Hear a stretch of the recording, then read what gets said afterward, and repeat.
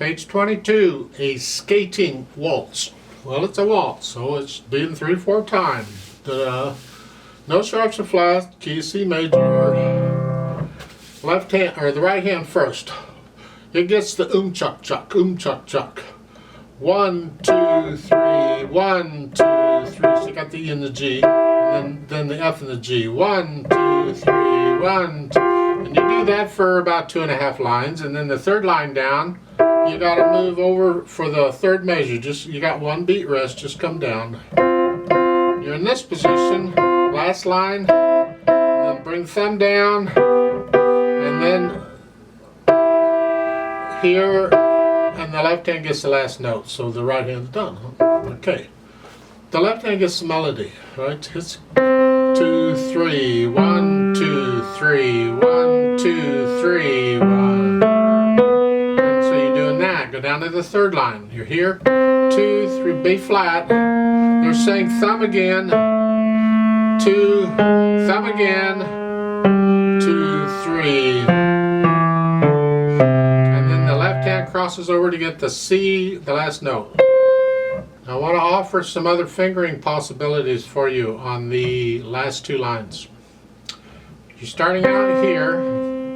You can, if you want, do a 3rd finger and a 4th finger, and then bring the thumb down for the G. And then you're in, figure that. Then you're only changing positions 1 time.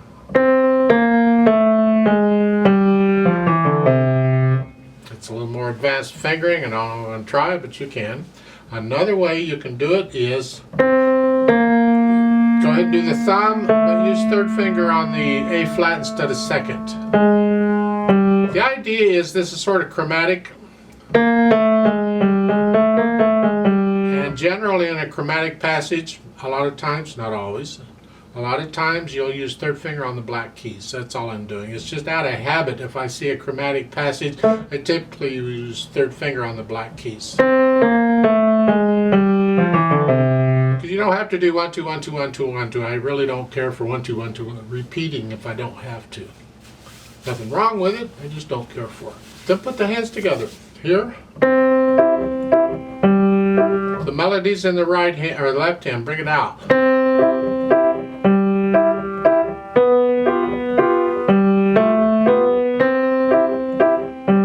Down to the 3rd line.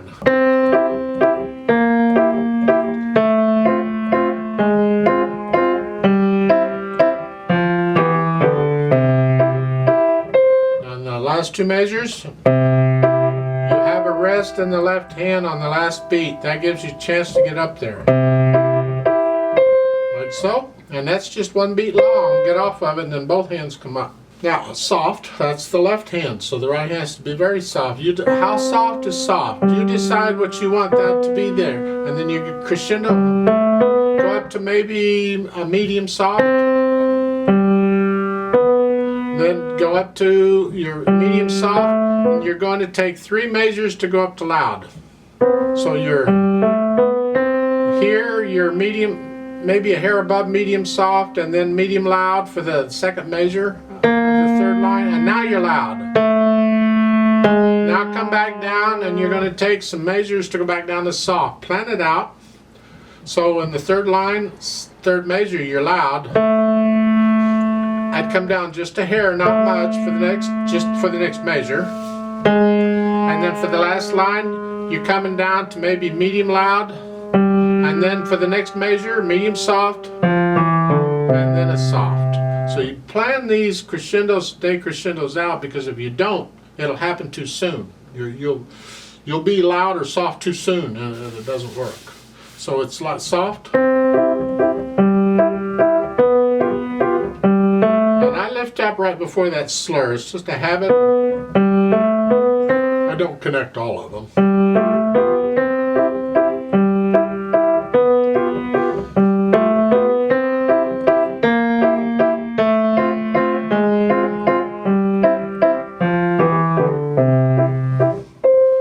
It ends soft. That's my impression of this piece. How fast you go is up to you. They're recommending a metronome marking about 1 about twice as fast as we do in the play with me, typically, usually in that area. Not quite.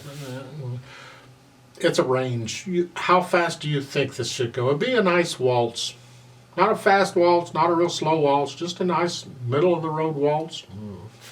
Let's do a play with me here to check the notes and the rhythms. I'm not doing the dynamics, and we are going to go slow. So I'll give us 3 counts. 1, ready, go.